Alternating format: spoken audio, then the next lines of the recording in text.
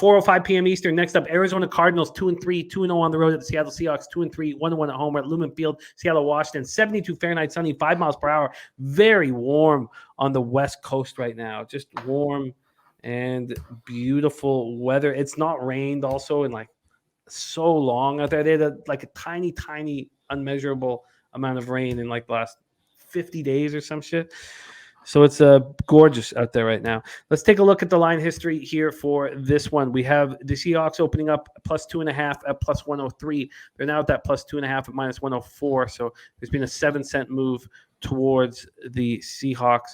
Let's take a look at the total. Opened up at 51 over at Pinnacle. I know it opened up lower at some of the offshores that put it out before the Saints game, but it's opened up at 51 at Pinnacle, and it's at 51 right now. And the move has been towards the under. It's moved 15 cents. It opened up at 51 with no VIG on the under, and it's now at minus 115. So that's where we stand there. Let's move over to where the cash is on this. We have 8,814 tickets in. They've given the Seahawks slight line value, but it's a pick 'em basically. You have 52% of the tickets on the Seahawks and 47% of the cash. Then you have 46% of the tickets and 66% of the cash on the over, but it looks like that 15-cent drop. So the Cardinals come in off of the 2017 home loss to the Eagles, their 8th straight loss at home dating back to last year, but they head out on the road. Some crazy stats. The Cardinals have not scored a point in the first quarter yet this season. I mean, that's just nuts. Matt Amendola missed a game-time 43-yard field goal with 22 seconds left, but very questionable decision-making put them in that situation. And Amendola elevated the active roster because of the hip injury to Matt Prater. Kyler Murray, 28-42, 250 yards, 1 touchdown, a pick. He also ran 4 times for 42 yards. Marquise Brown, 8 for 78. Rondale Moore, 7 for 68. And James Conner had 9 carries for 55 yards, but then he left with a rib injury. He was looking really good, left with a rib injury. Their defense held strong throughout the game. They finished with 2 sacks, 6 quarterback hits. They're playing without starting center Rodney Hudson. He's got a knee injury, and that hurts them. And 2 of the team's backup running backs, Darrell Williams and Jonathan Ward, both got hurt during the game in the second half. So this is a huge problem. And I need to study more to find out. We get that information throughout the week, but you lose Connor to a rib injury, and then you lose 2 backup running backs. It's getting pretty thin. Seahawks coming off a 39-32 loss at the Saints. Geno Smith continued his excellent play. I mean, it was funny when we were talking about when have I taken these team total unders. I took them when Geno Smith when I knew he was going to be a quarterback. And now watching him third in the NFL with 8.3 yards per attempt is shocking. Tyler Lockett, 5 catches for 104 yards, 2 touchdowns. DK Metcalf, 5 for 88. He did lose a fumble. And then the sad news, they lose Rashad Penny to a fractured fibula. So Kenneth Walker comes in. So Penny's done for the year. Kenneth Walker comes in with 8 carries for 88 yards and a touchdown. The Seahawks defense looked awful again. 30.8 points per game is what they're allowing. They couldn't get stops. The Saints put up 235 yards on the ground. Even when you knew exactly what the Saints were going to do, the Seahawks had no way of stopping it. Tariq Woolen did have an interception. And the Seahawks also are dealing with more injuries. So Al Woods was the only guy doing anything for them on their pass rush. He had their only sack, and then he left with a knee injury. This is a team with only 8 sacks in the entire year. Gabe Jackson left with a hip flexor. That's their right guard. I mean, what the hell do you do with this game? Cardinals, Seahawks, Andy, take it away. Yeah, the Seahawks are suddenly they're a top 10 offense. Like, Geno is quietly efficient. I guess he was hiding this away all these years because I was very out. Like, hand up, I was out on, they're having a competition with Drew Lock, and I know what Drew Lock is. I said that doesn't speak well to what's going to happen here for this offense. It's a team that's always liked to run too much. I thought we were going to be, wasting these 2 really high-end wide receivers they have on this squad, and it's turned out to be a pretty fun offense. Defense is not good, and the total's 51 for a reason. He said slight move to the under.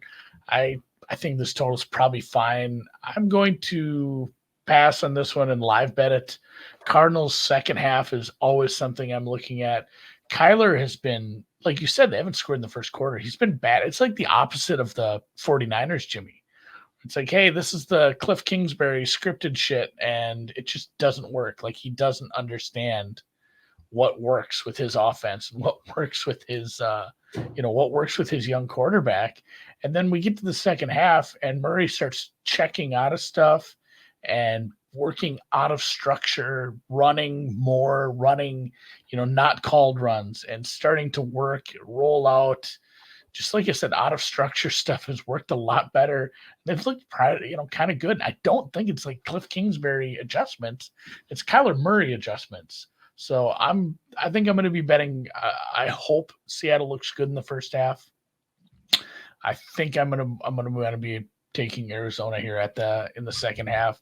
It might even just trade this, right? Take like a small position on Seattle money line, and then take another position on Arizona money line. I think I can have them both at a plus number, and just have some fun trading this game back and forth. But yeah, it's and Birdie points out too, the fact that they're down running backs makes me think we're going to see maybe some of the things that made Arizona successful.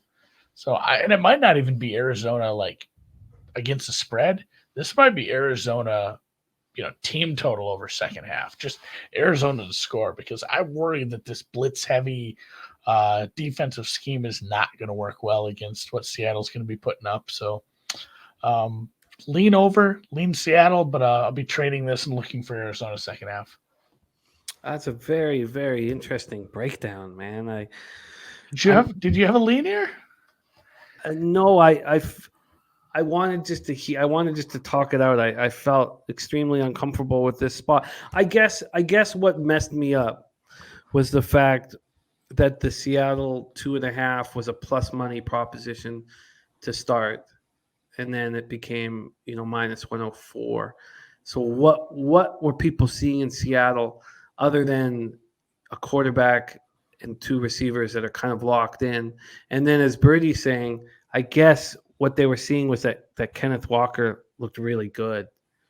So, but losing Al Woods, I mean, if you watched Seattle, he was the only person you had to worry about in that pass rush. And now, knee injury. We'll have to see the extent of it. And the pace, the neutral script, like throw away garbage time, throw away games where you're winning by 100 or losing by 100, but the pace for the Cardinals has picked up quite a bit. I wonder if that helps this offense as well. Yeah, I'm going to need more time on this one for sure. And you have a very interesting way of handling it. And I know the cappers in the chat looking at the Kyler Murray rush prop as well. I've tried so hard to stay away. I lost money on him immediately when he got into the league. I bet a prop bet that he would, his height would be under 5'10", and or whatever it was, and they measure him, and of course he's like an 8, and there's no chance. Like, again, that's it was probably like a $50 prop I just thought was funny and bad, and I'm still more mad about that than almost anything else. Okay, that is Cardinals Seahawks.